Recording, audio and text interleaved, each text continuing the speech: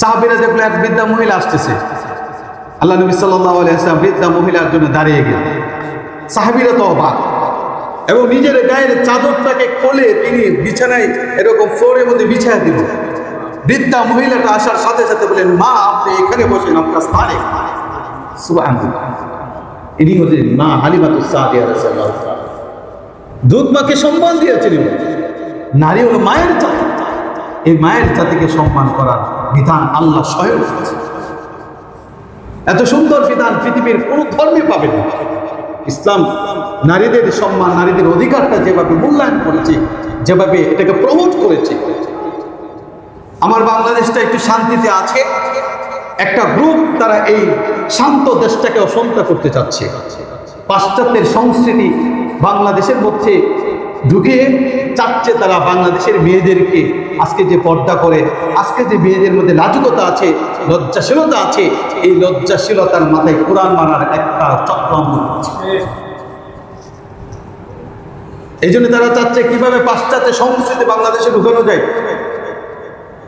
এই জন্য কিছুদিন আগে নারী বিষয়ক সংস্কার কমিটি, সংস্কার কমিশন, ওরা সরকারের কাছে আবেদন করেছে নারীরা বিভিন্ন দিক থেকে অধিকার পূর্ণ সংবিধানের ২৮ নং অনুচ্ছেদে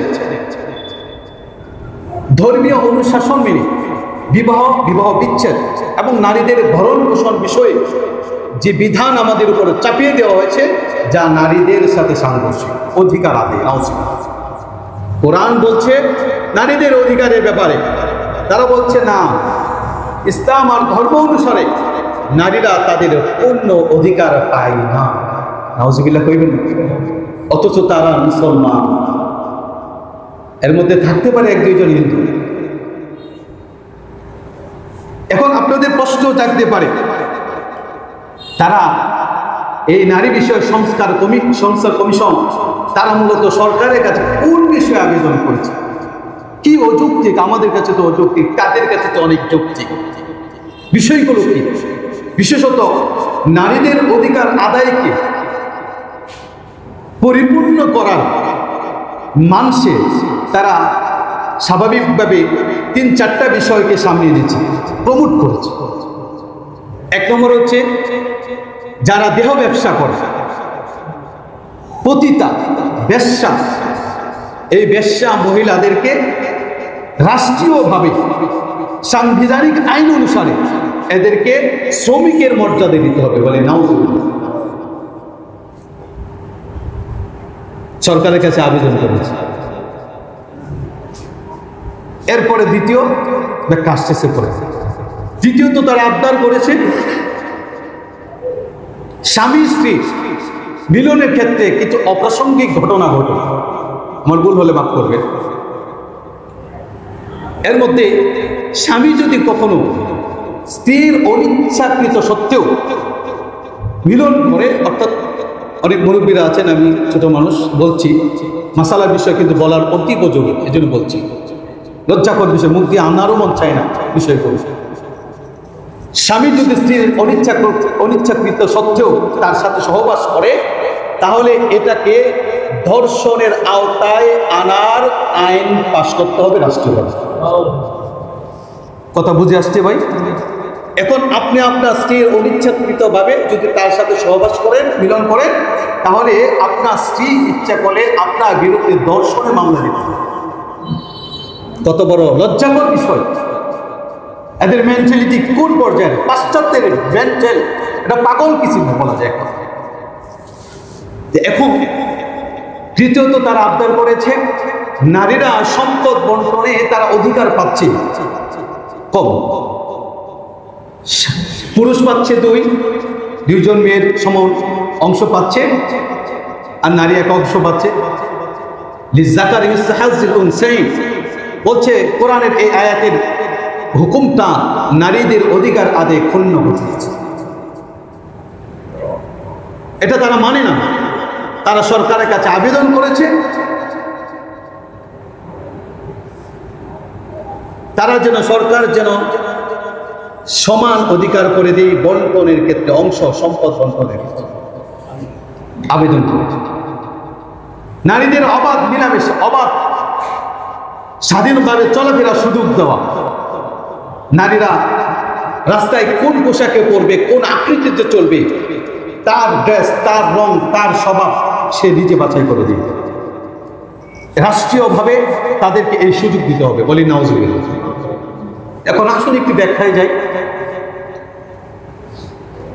তারা যে আবেদন করল নারী বিষয়ক সংস্কার কমিশন, আমি প্রথমে তাদেরকে এই ব্যাপারে বলতে চাই, আমার মনে প্রত্যেকটা বিবেকবান মুসলমান বলবো যে এদের দাবিগুলো তো খুবই অযৌক্তিক, ওদের সংস্কার করার আগে দরকার। কারণ ওদের মধ্যে ন্যূনতম বিবেক বুদ্ধি, মনুষ্যত্ববোধ, ন্যূনতম লজ্জা নারীদের ভিতরে আছে কিনা আমার জানা নাই। নারীদের জীবনের সবচেয়ে মূল্যবান বস্তুর নাম হচ্ছে লজ্জা।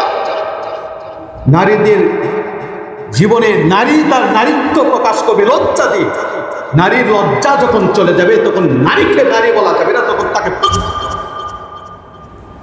এই সমস্ত নারী বিষয়ক সংস্কার কমিশনের যতগুলো সংস্কারের মধ্যে সদস্য রয়েছে সবগুলি মূলত সংস্কারের উপযোগী, এরা মনে হতো পশু জানোয়ারের মতো। নাহলে এই সমস্ত আপত্তিকর বিষয় কিভাবে সরকারকে চাবি দেবে? যারা এটার সাথে জড়িত তারাও এই একই ঘাটে রয়েছে। দেখুন আমাদের আপত্তি কি?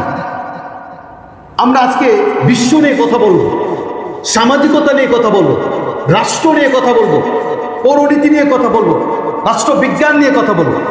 কিঞ্চিত সময় কম, বেশি কথা বলা যাবে যতটুকু সম্ভব। এখন আপনি আসুন, বেশ্যা পতিতালয়ে যারা যৌনকর্মী, ওরা রাষ্ট্রীয়ভাবে শ্রমিকের অধিকার পাওয়ার দাবি কেন করে না? আর রাষ্ট্রই তাদেরকে এই কথা বলার সুযোগটাই দিবে। রাষ্ট্র তো এই আবেদনগুলো করার পরে তাদেরকে অনুমতি দেওয়ার ব্যাপারে মোটামুটি একটা রাস্তা করে দিয়েছে, বলি নাউজুবিল্লাহ। এগুলো রাষ্ট্রীয়ভাবে আইন হওয়ার জন্য মোটামুটি রাস্তা করে দিয়েছে সরকার। সরকার যেহেতু ইসলাম সম্পর্কে ওই রকম জ্ঞানী না, তাকে যেভাবে যারা যেভাবে বুঝাইব এভাবেই তো যাই। সুতরাং তাদের কাছে আমাদের মেসেজ পৌঁছানোর জন্য আমাদের দেহ ব্যবসা যারা করে, এই দেহ ব্যবসা তাদেরকে যদি রাষ্ট্রীয়ভাবে স্বীকৃতি দেওয়া হয়, শ্রমিকের অধিকার দেওয়া হয়, তার মানে একটা নারী যখন মন চায় তখন দেহ ব্যবসায় লিপ্ত হতে পারবে, আপনার কথা বলার কোনো অধিকার থাকবে। এটা দ্বারা নারীদেরকে দেহ ব্যবসার দিকে, নারীদের হৃদয়ে আগ্রহ বৃদ্ধি করাচ্ছে, সূক্ষ্মভাবে নারীদেরকে এই অপরাধের জগতে জড়িত হওয়ার জন্য প্রমোট করা হচ্ছে, বলে ঠিক কি? যে সমস্ত দেশের মধ্যে নারীদের এহেন কালচার আছে, এই পরিস্থিতি আছে, যেরকম পাশ্চাত্য ইউরোপ কান্ট্রিগুলোর মধ্যে বা এশিয়া মহাদেশের মধ্যে বিভিন্ন জায়গায় থাকতে পারে, যৌনাচার, অবাধ মেলামেশা, নারীরা স্বাভাবিকভাবে চলবে, যে কোনো ড্রেস করতে পারে। নারীদের এই স্বাধীনতা যে সমস্ত দেশের মধ্যে আছে, সেই সমস্ত দেশের মধ্যে দিকে তাকান, সেই সমস্ত দেশের নারীরা কোন অবস্থায় আছে। অর্থাৎ তারা যে রাস্তা দিয়ে চলে কাপড় না থাকলেই চলে, মানে কাপড় নেই, উলঙ্গ অবস্থায় চলে। মানুষের বিবেক কতটুকু নষ্ট হয়ে গেলে নারীদেরকে অবাধ যেভাবে মন চায় সেভাবে চলার সুযোগ করে দিতে চায়।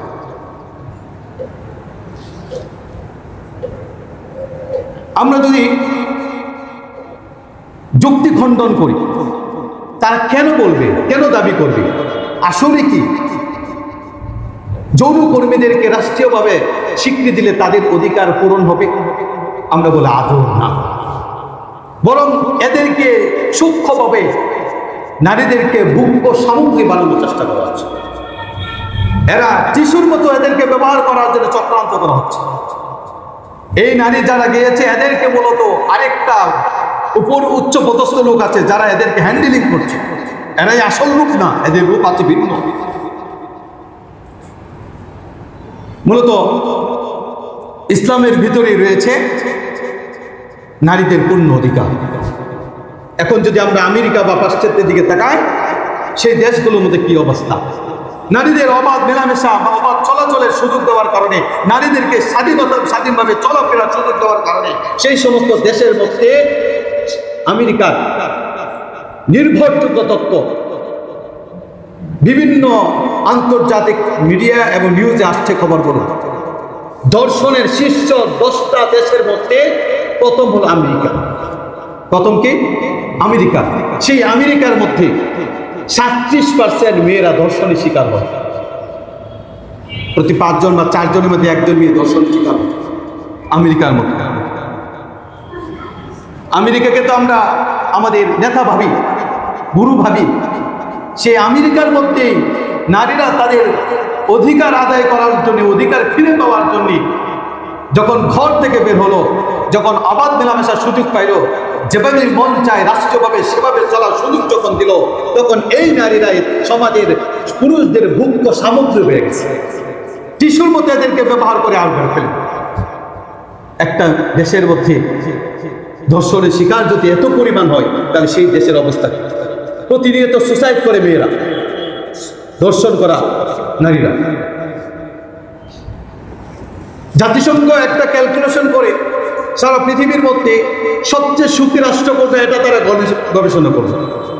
তারা বাছাই করলো ফিনল্যান্ডকে। আমি এই ফিনল্যান্ড নিয়ে খুব পড়াশোনা করলাম, অনেক নিউজ দেখলাম, অনেক সময় দিছি আমি এটাকে যাচাই বাছাই করা যায়। ফিনল্যান্ড কেন সারা বিশ্বের বুকে সবচেয়ে সুখী রাষ্ট্র হবে?